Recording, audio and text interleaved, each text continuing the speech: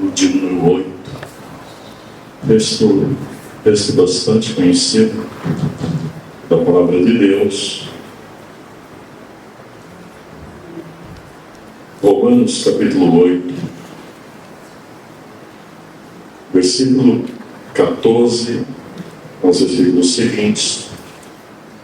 Romanos 8, 14 aos versículos seguintes. A palavra de Deus diz assim: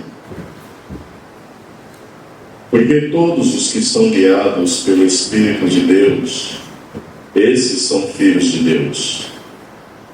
Porque não recebestes o espírito de escravidão para outra vez estar sem temor, mas recebestes o espírito de adoção de filhos, pelo qual clamamos, Abba, Pai.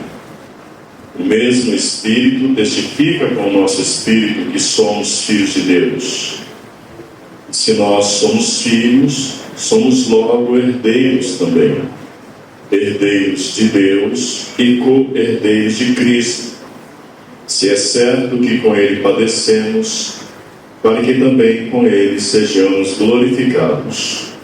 Porque para mim tenho por certo que as aflições deste tempo presente não são para comparar com a glória que em nós há de ser revelada. Amém? Amém.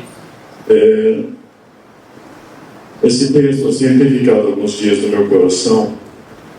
O versículo 18, que fala que as aflições desse tempo presente não são para comparar com a glória que em nós há de ser revelada. Nós já ouvimos muito, né? Nós já ouvimos muito sobre esse texto, já ouvimos muito sobre esse texto. E é interessante saber que esse texto está escrito justamente na carta que Paulo escreve aos Romanos. A carta que Paulo escreve aos Romanos é considerada por muitos como o livro mais importante do Novo Testamento. É a carta mais doutrinária, a carta mais sistemática, a mais profunda. Ela é chamada de o grande tesouro da teologia paulina. E esse capítulo 8 é justamente o centro dessa carta.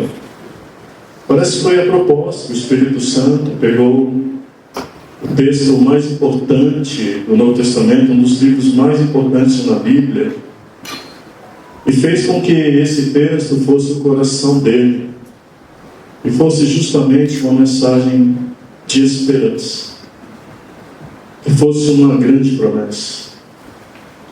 Deus parece que Ele tem esse modo de agir. Deus Ele tem muitas coisas para nos ensinar, mas parece que Ele quer que nós fiquemos muito focados. Parece que Ele quer que a esperança seja o centro da nossa fé.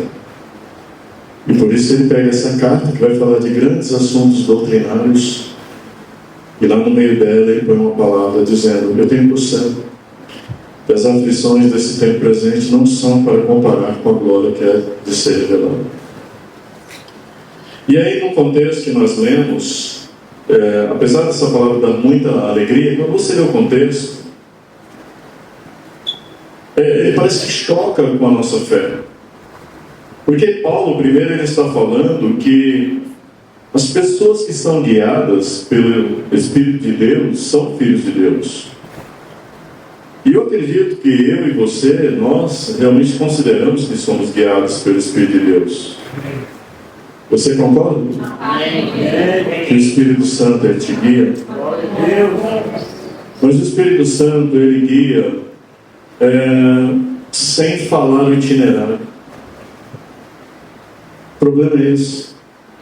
Já percebeu que o caranista ele se assusta, ele se apavora? Às vezes eu estou na estrada assim, o limite de velocidade é assim, eu estou a 70, de verdade. E a Dina está no lugar do carona pisando, não sei o que ela está pisando ali, porque ela acha que eu estou correndo demais, ou não conhece o caminho que eu estou seguindo, né? E acontece isso nas nossas vidas. Quando a gente fala, somos filhos de Deus, guiados pelo Espírito de Deus, o Espírito Santo nos guia para cada lugar, Senhor. De vez em quando, usando um palavreado popular, ele nos leva àquela quebrada. Ele parece o Waze, né? Você coloca o itinerário para chegar mais rápido, quer que Deus te leve mais rápido, de vez em quando Deus te leva nos lugares escuros, tenebrosos. E lá você encontra provação, encontra enfermidades, não é assim? Encontra desemprego, encontra lutas, e não dá para entender que Deus, ele, de vez em quando, Ele guia os filhos dele dessa forma. E por guiar os filhos dele dessa forma, nós vemos surgir na nossa vida muitas aflições desse tempo presente. Eu não sei, isso é uma aflição desse tempo presente. Eu não sei de onde foi originada a teologia neopentecostal da prosperidade, sem critérios, sem problemas, sem dificuldades, que tudo vai bem, que tudo vai correr às mil maravilhas, não vai ter problema algum. E eu olho para uma Bíblia que mostra que o primeiro adorador foi assassinado, o segundo foi chamado de louco, o terceiro foi tirado da terra, o quarto teve que enfrentar exércitos, o quinto foi açoitado, o sexto foi desprezado, o sétimo e o oitavo tiveram que lutar, foram todos desprezados, ou pela família, ou pelas pessoas ao seu redor. Hebreus fala que a maior parte dos heróis da fé, eles não se encaixam na descrição de um filho de Deus. É verdade que alguns foram preservados dos leões, como Daniel, preservados da força do fogo, como os jovens da fornalha, mas a maioria dos filhos de Deus foram guiados para problemas e dificuldades que eles nem imaginavam existir. E quando isso acontece, é muito natural nós mesmos pensarmos: onde está Deus? Aonde está Deus que prometeu que eu seria guiado às águas tranquilas, aos verdes pastos, que eu não teria dificuldade alguma? Pelo menos é o que eu estou ouvindo no rádio, na internet, em muitas pregações. Onde está esse Deus? E aí nós esquecemos que esse Deus, Ele pode até permitir que a gente entre pelo vale da sombra da morte, mas Ele entra junto conosco. Amém, queridos? Não tem um quarto de hospital onde Deus não esteja velando pela saúde de um servo dele. Enquanto nós oramos aqui, o Senhor visitou todas essas pessoas que nós oramos, porque Ele está presente na vida dos seus filhos. Ele nos guia, apesar de muitas vezes não ser fácil entender esse guiar de Deus. E Paulo, ele fala que tudo isso traz aflições. E quando se fala de aflições, se você ler toda a carta aos Romanos, ele não está falando de lutas somente dessa vida. Tem muitas coisas que trazem aflições nesse mundo. Enfermidade é uma delas. Mas a enfermidade pega somente crente? Pessoas descrentes, pessoas de qualquer religião, pessoas ateus, não ficam doentes também? Então não são somente essas as aflições desse tempo presente, porque esse tipo de aflições vai acontecer continuamente. Deus vai realizar muitos milagres de cura, muitas operações de cura nesse lugar. Eu acredito que Deus vai fazer isso. Mas de alguma forma uma enfermidade vai nos levar. O maior milagre do Novo Testamento foi a ressurreição de Lázaro. Mas na casa dele foi feito um segundo velório, porque a morte é uma aflição nesse tempo presente. A doença é uma aflição nesse tempo presente. Paulo não está querendo ensinar a igreja de Roma que eles não ficariam enfermos. O que ele está querendo ensinar é que as aflições da enfermidade não podem se comparar com a glória de Deus que há de ser revelada um dia. Porque hoje o nosso corpo se definha, hoje ele enfraquece, a vista não enxerga mais as letras da Bíblia, o corpo sente dores, os ossos enfraquecem, mas vai chegar um dia que isso que é mortal e corruptível vai ouvir a voz de Deus. E não vai haver mais eternidade.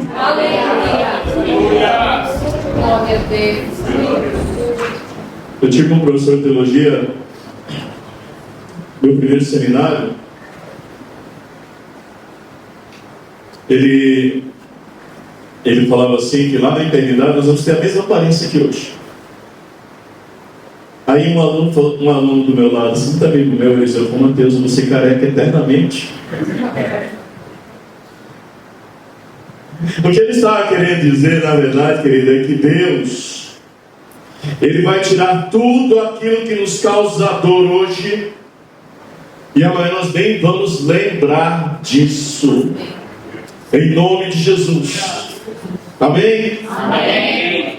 E aflições de ordem financeira.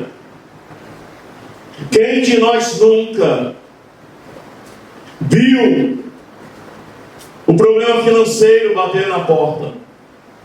E eu não estou falando de má administração, não. Porque não adianta eu administrar mal o meu salário e falar que foi o diabo que mandou a cobrança do cartão de crédito. Foi o diabo, o carteiro. Mas é verdade, meus amados, que quando nós lemos essa Bíblia, não existe uma única promessa que diga que invariavelmente Deus vai nos fazer enriquecer. Mas tem centenas de outras que são promessas que dizem que Ele não vai nos desamparar. Amém. Porque Davi disse: eu fui moço e agora sou velho, mas eu nunca vi o justo desamparado, e nem a sua descendência mendigar o pão. Agora, nesse quesito, aquilo que nós chamamos de aflição financeira talvez nem seja. O pastor Edir Morales contou um testemunho de um outro missionário lá em Moçambique, num lugar bem afastado mesmo, não da capital, mas bem afastado. O missionário estava pregando, ensinando, ele viu um rapazinho, um adolescente, empurradinho ali no canto. Chegou para ele e falou assim: o que aconteceu? Você não está gostando com isso? Ele falou: o senhor é um mentiroso. Por que você está me chamando de mentiroso? O senhor falou que lá no Brasil vocês comem 3 vezes por dia. A última vez que eu comi faz 5 dias. Ninguém come 3 vezes por dia. O senhor é um mentiroso. Você comeu 3 vezes por dia? Você tomou café? Você almoçou? Você tem como jantar na sua casa? E eu tenho também. Será que não está na hora de dizermos como Davi: bendize, ó minha alma, ao Senhor, e tudo que há em mim bendiga o seu santo nome?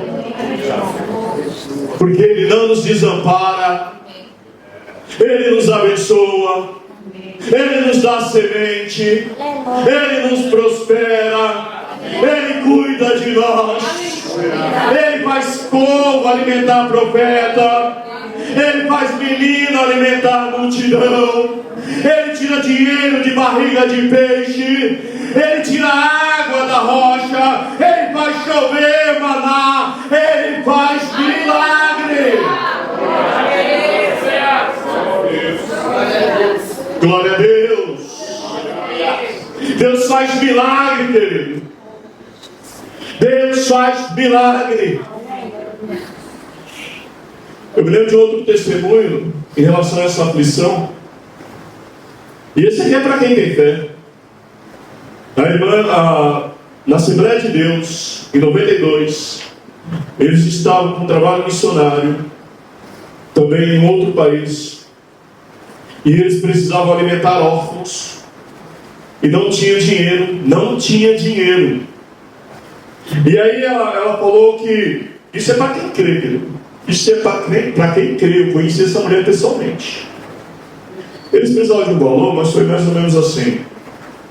Suponha que eles precisassem de 2 mil reais. Eu não me recordo de valores, na época foi cruzados ainda. Mas ela contou: meu querido, não vai dar para a gente comprar. E quando chegou aquela oferta, eles falaram assim: vamos orar, porque Deus sabe que nós precisamos desse valor. Aí ela contou, no envelope estava escrito 1.000, como se fosse R$1.000, mas era cruzados. Ela contou, pessoa muito idônea, por isso que eu acreditei. Ela contou a primeira vez: querido, tem 1.100. Ele falou: não, está marcado 1.000, deixa eu contar isso aqui. Meu bem, tem 1.200. Não, você está enganado. Tem 1.300. E foi passando de mão para mão. Você crê nesse Deus, querido? Quando chegou na mão dela, contou 1, 2, 3, 4, 5, 6, 10, 15, 2.000. Voltou para a mão dele, contou 10, 15, 16, 17, 18, 19, 2.000. E por que parou, querido? Porque era a necessidade deles naquele momento.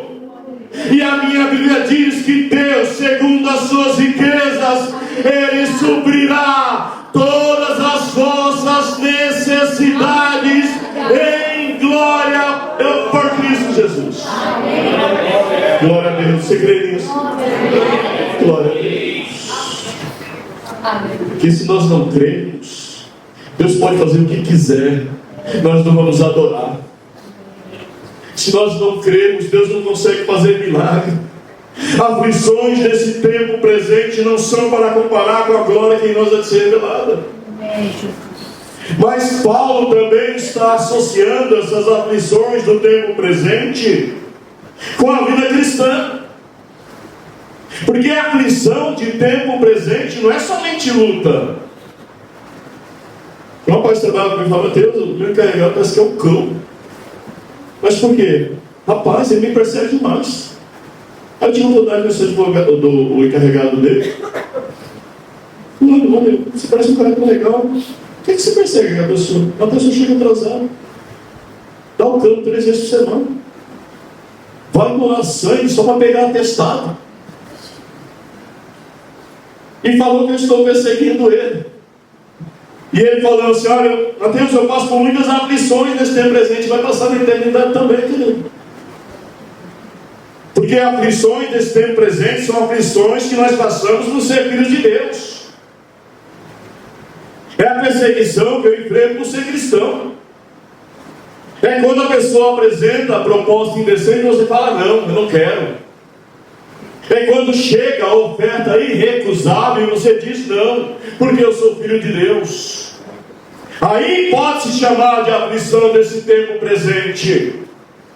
É como ser lançado na prisão por negar a sedução da mulher de Potifar. Mas a glória de José foi maior do que a aflição. É como ser perseguido igual a Jesus, porque não vai ceder valores. Mas depois dessa aflição, a glória ela é incomparável. Aflição por aflição todo mundo sofre. Bandido sofre, traficante sofre, prostituta sofre. Mas servo de Deus e serva de Deus tem diferença, querido.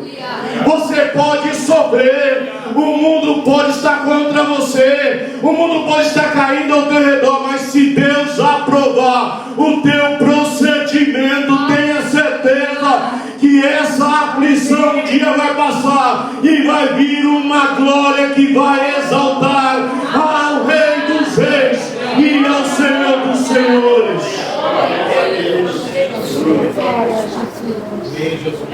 É aflição. É aflição. A aflição que passamos dentro do reino de Deus. É a aflição que se passa por ser filho de Deus. É a aflição que se passa por valorizar a palavra de Deus. É a aflição que se passa por não rejeitar a Deus. Eu me lembro quando eu me converti em 92. Eu fiquei 2 anos sofrendo em casa. Eu já falei isso algumas vezes. Meu pai me ameaçava de morte. Meus amigos zombavam. Eu ia orar em casa, meus irmãos passavam por cima de mim. Zombavam de mim. Falavam, olha lá o crente. Olha lá o crentinho. As palavras mais perversas que você pode imaginar eles falavam. Mas eu continuei orando. Apesar da aflição, apesar da dor, apesar do sofrimento. E chegou um dia que Deus começou a agir. Eles pararam de me pular e começaram a falar, ore por mim, porque o meu casamento está por um fio. A minha mulher está para ir embora. O meu filho está mergulhado nas drogas. O traficante está me perseguindo, porque é assim. Nós somos afligidos. As pessoas se esquecem. As pessoas zombam do crente. As pessoas zombam da crente. Mas quando bate o impossível, quando bate a enfermidade, eles sabem que este povo é o povo que se chama pelo nome de Deus, e que o céu ainda ouve as orações e ainda muda quadro impossível.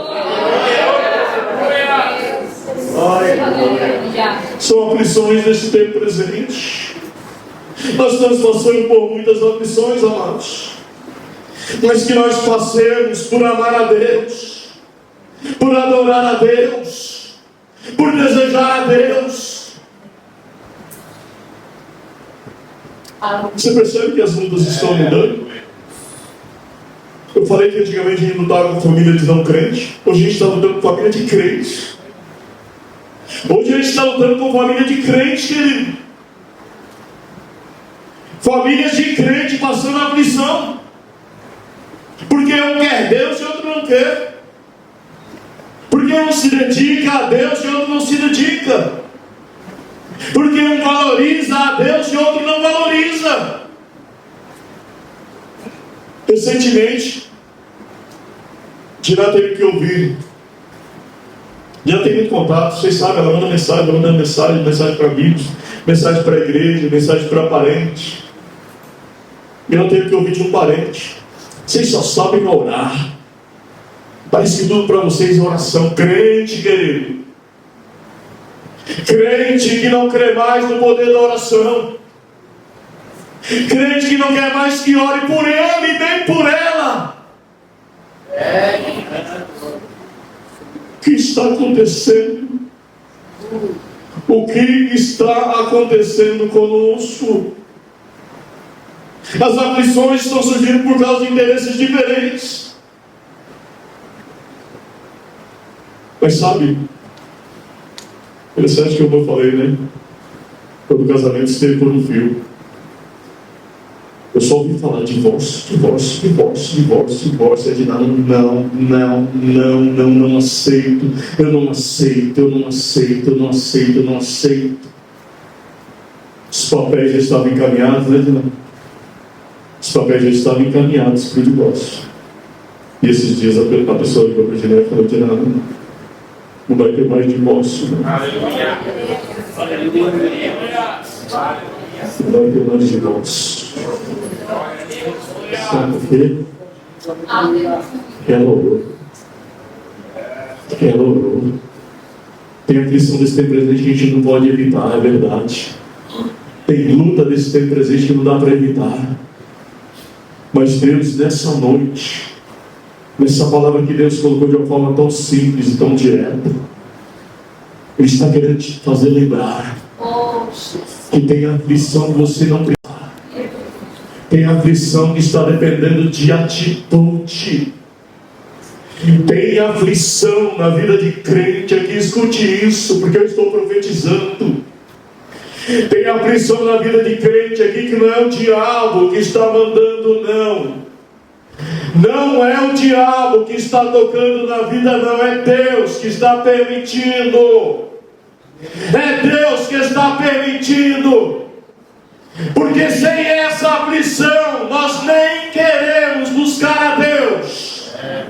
Mas nessa noite Deus está querendo dar um basta para que essa aflição desse tempo presente se acabe. Mas vai depender de atitude. Vai depender de atitude. Porque a aflição de enfermidade vai acabar no céu. A aflição de pobreza vai acabar no céu. A aflição de presença do diabo vai acabar no céu. Mas tem aflição que só vai acabar nessa noite. Se você tomar uma atitude e falar: Deus, eu não quero mais essa aflição nesse tempo presente. Eu quero viver a glória de Deus. Aleluia. E aí eu vou parar a mensagem. Vou parar a mensagem. Porque eu sei que Deus me mandou claramente falar sobre isso. Aflição que não é o diabo que está causando, é Deus mandando. É Deus mandando uma mudança de atitude. Uma mudança de atitude. E eu queria chamar você a vir aqui para nós orarmos. Está em aflição, já está há tempos em aflição, mas Deus está cobrando uma atitude de mudança, senão a aflição vai continuar. E eu te espero um minutinho.